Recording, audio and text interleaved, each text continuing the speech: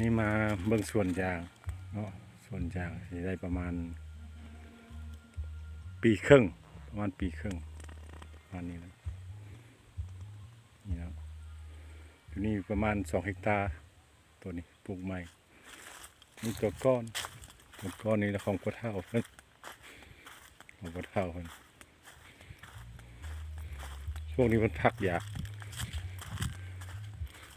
เรากินแล้วช่วงนี้มันพักอย่างพักตายาง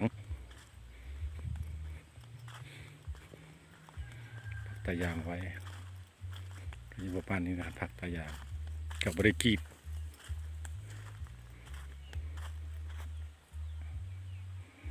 นกเขียวเนาะ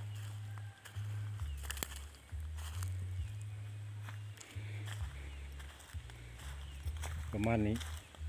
มัน2 เฮกตาร์ตอนเฮ็ดนี่เนาะหนาวักจับ8 เส้น1 2 3 4 5 6 7 8 9 1 2 3 4 5 6 7 8 9 เส้นน้ำมักจับ9 เส้นพาสเลนซะอีกพอกันแบ่เนาะส่วนใหญ่ก็คือมันกันแบ่น้ำมักจับ9 เส้นเสาไม้นี่ก็ลายแล้วออกมาเนี่ย2 เฮกตาร์เนาะพื้นที่มันประมาณ2 ปีเนาะประมาณนี้นะประมาณ2 ปีแต่ปลูกต้นดูไซต้นดูกับใหญ่นะ2 ปีกันประมาณนี้ต้นดูอยู่เลาะแคมต้นนี้มีต้นดูแน่สิต้นยาง มัน2 ทางเลือกอยู่แล้วต้องเลือกเอาต้นใดแน่วะเนาะประตูก็จะประมาณตีแจบเลยก็จะมีต้นกล้วยแซมไปนำ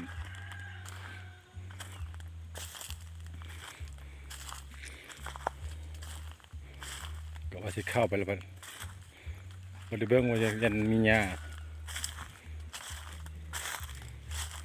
มีสายยาง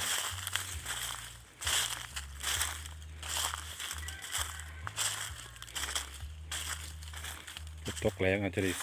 ปล่อยน้ำใส่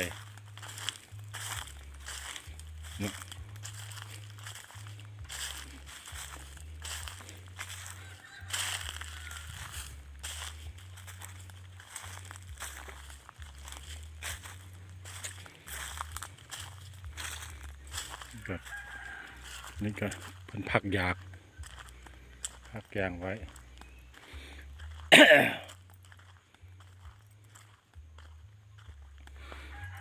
ช่วงนี้แต่ช่วงนี้ยางขึ้นนะยางแพงอยู่ลาวก็มัน30-40ไปแล้วไทยนี่มัน60-70-80แล้วแต่ผู้หับซื้อเนาะ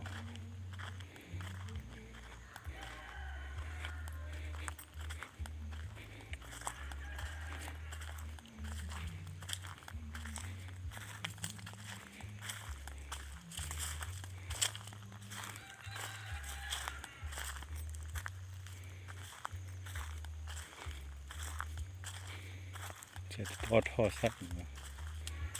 แน่ทอดไส้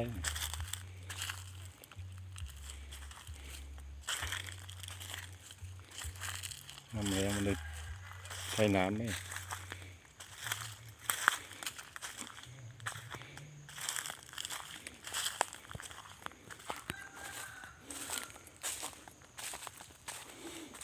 จนเมื่อยมากินปีใหม่อยู่สวนยาง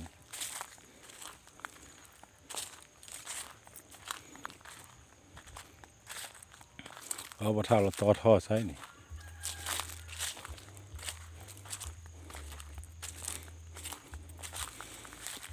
มีไถอีกได้ไถกบอีกท่อยางไปแล้ว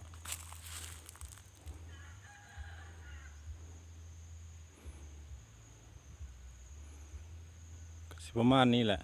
ประมาณ2 เฮกตาร์ได้ประมาณเกือบปีนี้ก็จะมันปีครึ่งแล้วจักเลยเนาะจืดแหละตอนเฮ็ดหัวนี่ก็ตอนสงกรานต์นี่แหละพักสงกรานต์นี่แหละ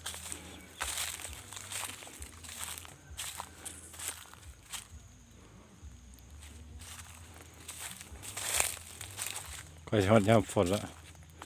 ยามฝนนี่ก็หญ้าขึ้นมาได้นี่สุดยอดของเพิ่นเลย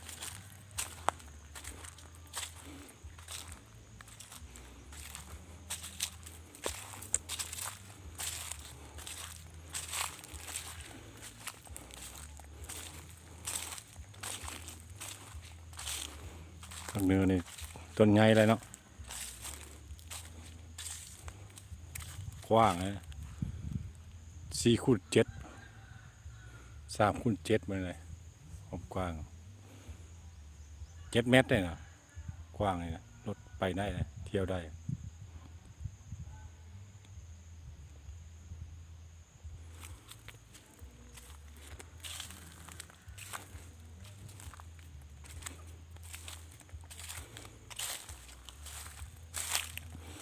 มีต่อท่อใส่เนาะนี่บางต้นก็เฮี้ยนยันงัวกิน